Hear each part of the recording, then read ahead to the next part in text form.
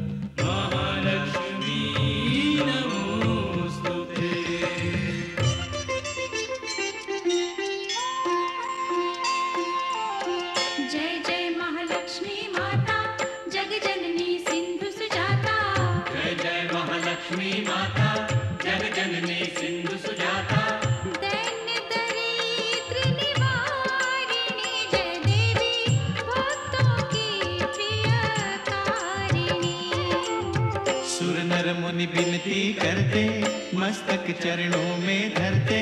सुर नर मुनि विनती करते मस्तक चरणों में धरते।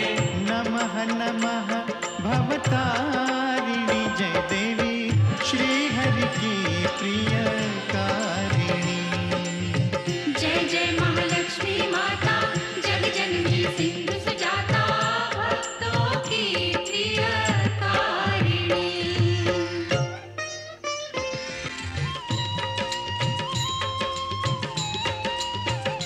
महालक्ष्मी विविध स्वरूपा महाकाली सरस्वती दुर्गा वैष्णव देवी कामाक्षा विंध्यवासिनी योग माया तुम त्रिपुर सुंदरी माता। तुम क्षीर भवानी शुभदाता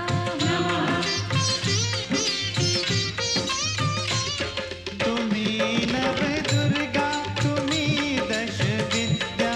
तुम्ही नव दुर्गा तुम्ही दश विद्या तुम्हारी माया न जाए जानी।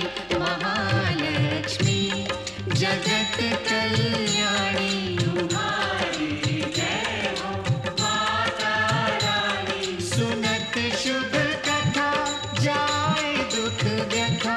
तुम्हारी कृपा तुम्हारी दया मांगे हम पृथ्वी लोक के प्राणी। महालक्ष्मी जगत कल्याणी तुम्हारी जय हो माता रानी।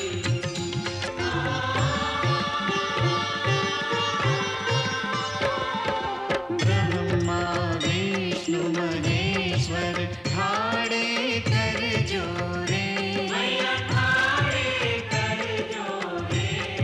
शेष सुरेश नारद गुण गावे तोरे।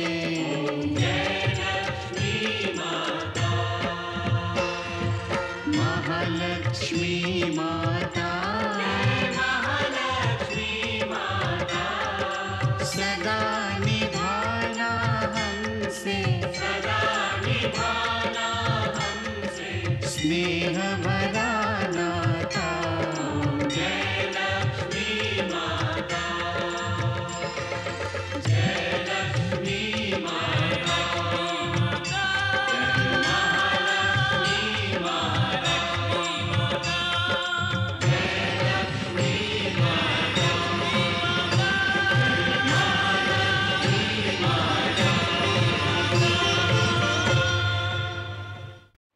मी तुला स्वतःमध्ये बदल घडवून आणण्याची एक शेवटची अवश्य संधी देतीये भैरव.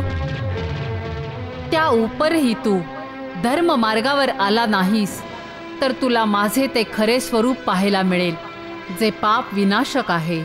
म्हणजे तू माझा नाश करशील हा? परंतु मी तुझ्या धमक्यांना घाबरणाऱ्यांमधला नाहीये. माझं बोलणं समजून घेण्याचा प्रयत्न कर भैरव. जर तुला तुझ्या पापी मनाचं शुद्धीकरण करायचं असेल तर त्रिकूट पर्वतावर तुझं स्वागत आहे, आणि तुला तेही जर नको असेल तर तू परत जा. मी एकटा परत जाणार नाही. तर मग ह्यानंतरचा तुझा प्रत्येक क्षण तुला तुझ्या मृत्यू समीप घेऊन जाईल भैरव.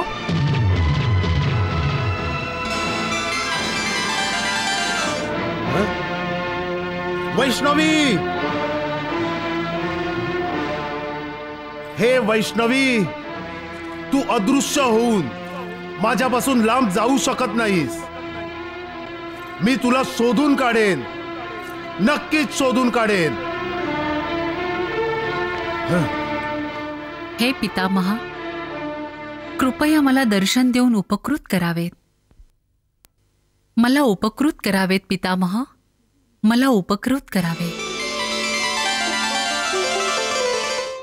डोळे उघड देवी.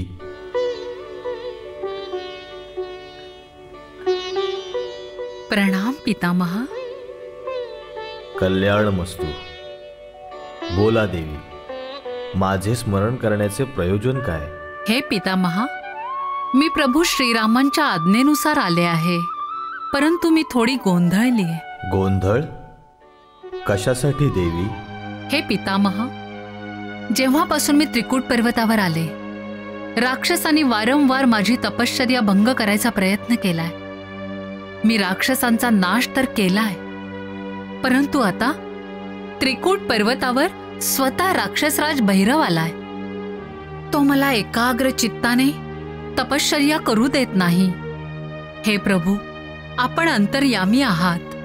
आपण कृपा करून मला सांगावे की मी कुठे बसून तपश्चर्या करावी. देवी, जर आपण आपल्या पूर्वाश्रमीच्या रूपाचे ध्यान केलेत तर आपल्याला या स्थानाचे पूर्ण स्मरण होईल. आपण आपल्या महाकाली, महालक्ष्मी आणि महासरस्वती या तीनही रूपात ह्याच पर्वताच्या गुहेत बसून तपश्चर्या केली होती. त्याचमुळे हा पर्वत त्रिकूट या नावाने ओळखला जातो.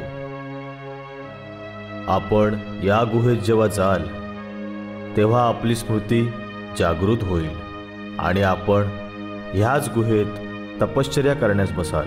पितामह, आपला संकेत मला समजला. एक गोष्ट अजून सांगायची आहे देवी.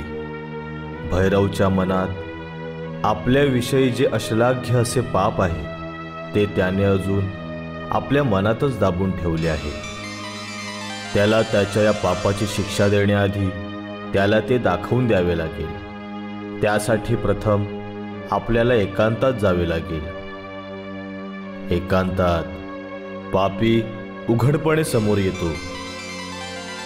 हा उद्देश सफल व्हावा म्हणून हेच योग्य आहे की आपण गर्भगुहेत प्रवेश करावा. आपला सल्ला योग्य आहे पितामह. सुज्ञास अधिक सांगणे न लगे की गर्भगुहेत भैरव पोहोचल्यावर आपण काय केले पाहिजे. हे परमपिता, मला आशीर्वाद द्या की मी माझ्या उद्देशात सफल होऊ दे. यशस्वी भव.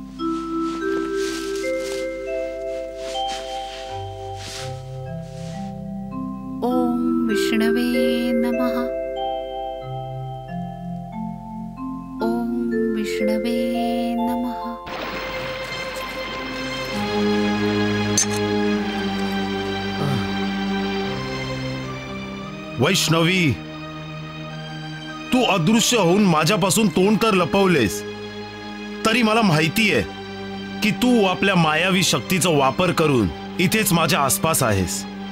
याच त्रिकूट पर्वतावर तुझं वास्तव्य आहे. परंतु तुला माझ्या समोर यायचं नाहीये. परंतु मला हेही देखील माहिती आहे की तुला कसं शोधायचं ते.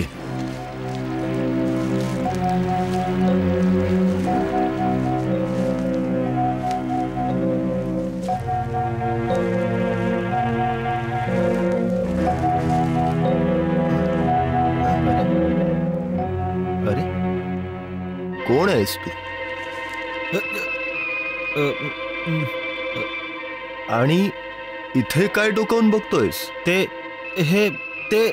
मी देवी वैष्णवींना शोधत होतो. असं होय.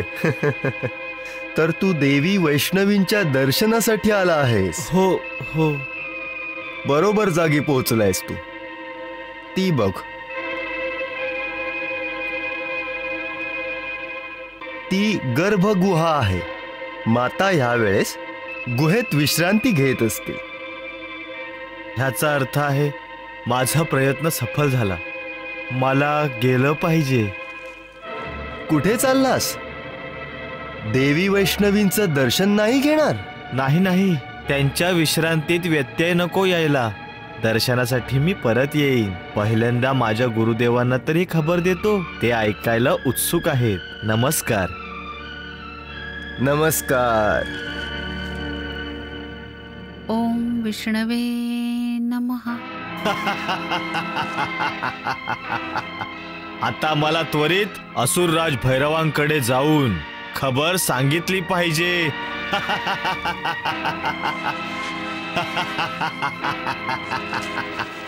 असुरराज. हा, हे असुरराज, मला वैष्णवीचा पत्ता कळलाय. वा गुप्तचर वा. बोल, ती मायाविनी कुठे लपली आहे? मी तुझी थैली मोत्यांनी भरून टाकीन.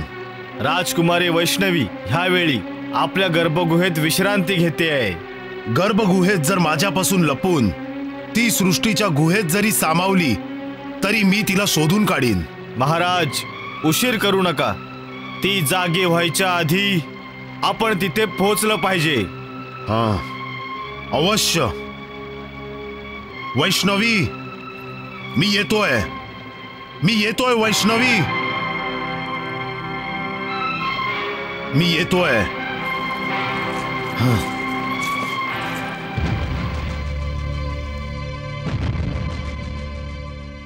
भैरव, मी तुला अनेक वेळा संधी दिली, पण ना तू आपला हट्ट सोडलास ना असुरी प्रवृत्ती.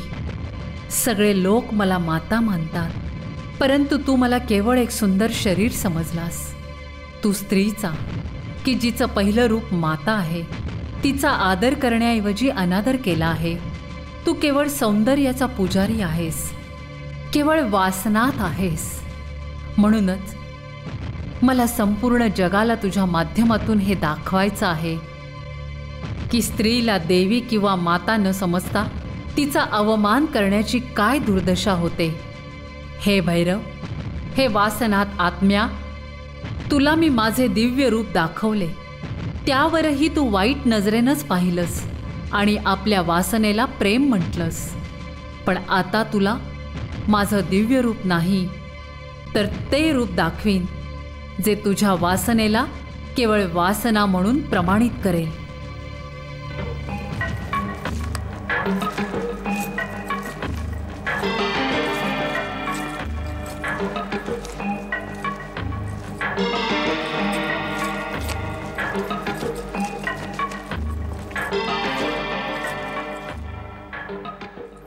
वैष्णवी, मला माहिती आहे तू इथेच आहेस.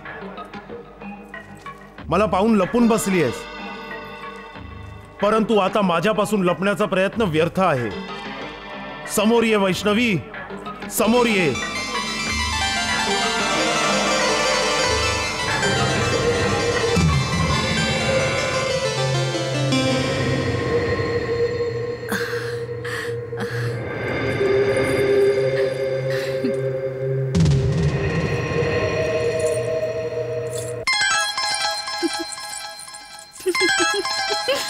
हं?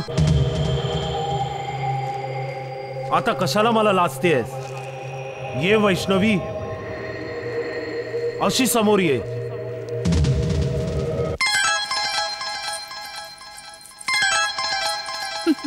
हं?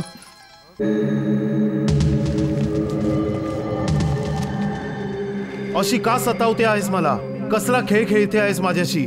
कुठे आहेस तू? कुठे आहेस वैष्णवी? कुठे आहेस तू? हं?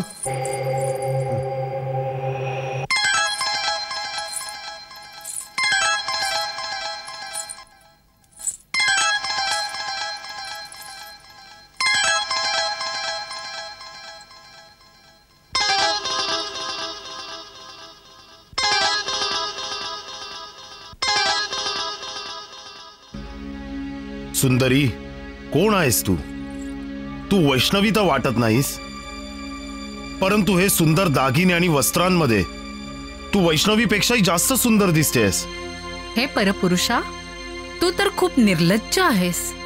एखाद्या परस्त्रीकडे अशा वाईट नजरेने पाहायचे नसते. तू बरोबर बोलतेस. सौंदर्य केवळ बघण्यासाठी नाही, तर उपभोगण्यासाठी असतं. उपभोगण्यासाठी जसा भुंगा कळीचा रस प्राशन करतो, तसंच मला सुद्धा तुझ्या सौंदर्याचा रसपान प्राशन करायचा आहे. चोरून चोरून तू तर पडद्याआडचा वासनेचा पुजारी वाटतोस. हो आहे. मला फुलांना आपल्या हाताने कुस्करताना खूपच जास्त मजा येते. परंतु सौंदर्याचा अनुभव हाताने कुस्करून नाही, तर डोळ्यांनी निरखून घ्यायचा असतो. मी नाही मानत. हा चुकीचा समज आहे. जर हे खोटं असतं की सौंदर्य डोळ्यांनी निरखण्यासाठी नसतं, तर मनुष्याला सुंदर रंग हाताच्या स्पर्शानेच जाणवले असते. ईश्वराने मनुष्याला डोळेच दिले नसते. मी तुझ्या तर्काशी सहमत नाही. मी फक्त माझ्या मनाचंच ऐकतो. थोडक्यात तू केवळ मनमानी करतोस. आपल्या डोक्याने विचार करत नाहीस का? डोक्याने ते काम करतात जे उच्च नीच असा भेद करतात, चौका चौकात पहारे देतात. मी असुरराज आहे. मला उच्च नीचची कधी चिंता वाटली आहे ना कधी वाटेल. परंतु तू मला आता चिंतेत टाकला आहेस. तू बेधडक माझ्या गुहेत कसा घुसलास? प्रेमाच्या धाग्याने मला खेचून आणलं. असं? कोणाच्या प्रेमाने? पहिल्यांदा वैष्णवीच्या प्रेमाने खेचला गेलो होतो. आता तुझ्या प्रेमात फसतोय. खोट. जर तुझं पहिलं प्रेम खरंच खरं असतं, तर तू माझ्या रंगरूपावर मोहित झालाच नसतास. तू तिच्यापेक्षा जास्त सुंदर आहेस. उद्या जर तुला माझ्यापेक्षाही अधिक सुंदर स्त्री दिसली, तर तू तिच्याकडेही आकर्षित होशील. नक्कीच. थोडक्यात या सृष्टीत जिथवर तुझी नजर जाते, कोणत्याही सुंदर स्त्रीचा मान सन्मान सुरक्षित नाही. दुसऱ्यांचं राहू दे, आपलं सांग. मला माझी चिंता नाही, समस्त स्त्री जातीची चिंता आहे. स्त्री सन्मानाला धक्का पोहोचवणाऱ्या राक्षसराज रावणाचा वध प्रभू श्रीरामांनी केला, आणि स्त्रीच्या सन्मानाला धक्का पोहोचवणाऱ्या अजून एका राक्षसाचा वध मला करायचा आहे. म्हणजे तू माझा वध करणार आहेस? त्याच्या अगोदर मी तुझा विनयभंग करीन.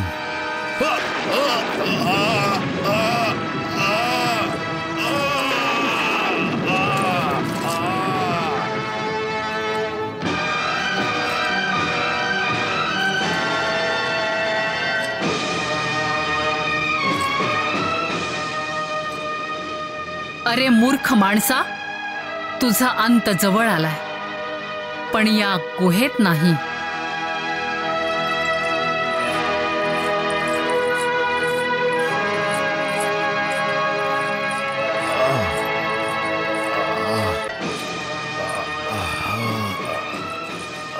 भैरवच्या हातातून तू अशी निसून जाऊ शकत नाही सुंदरी.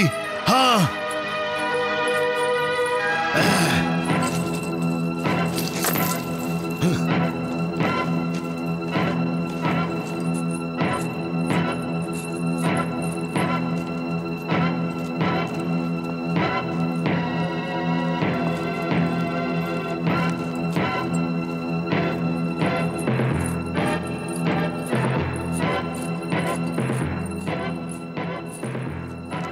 थांब सुंदरी, थांब.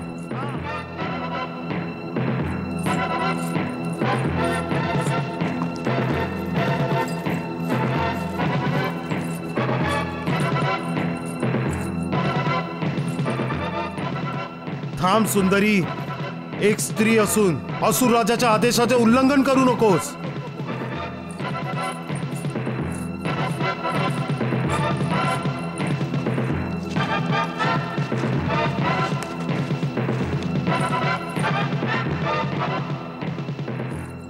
थांब सुंदरी, थांब.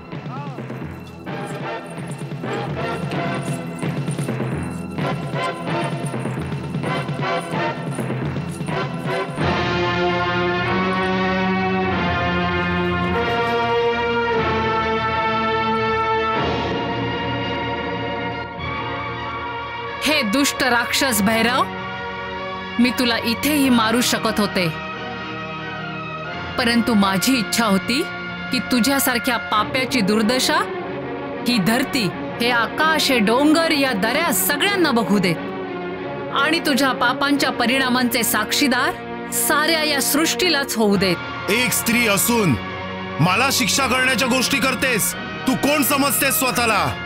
वासनेच्या आगी स्वतःचे डोळे जाळून घेणाऱ्या भैरव, तू मला केवळ एक स्त्री समजतो आहेस, पण सगळ्यात पहिल्यांदा मी एक माता आहे, जगत जननी आहे. बघ बघ मी काय आहे ते.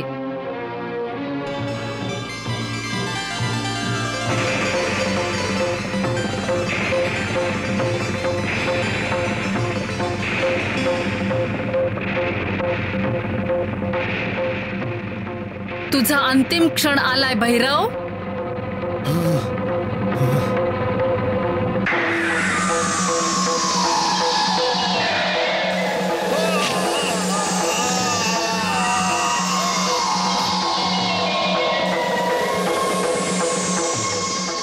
माता,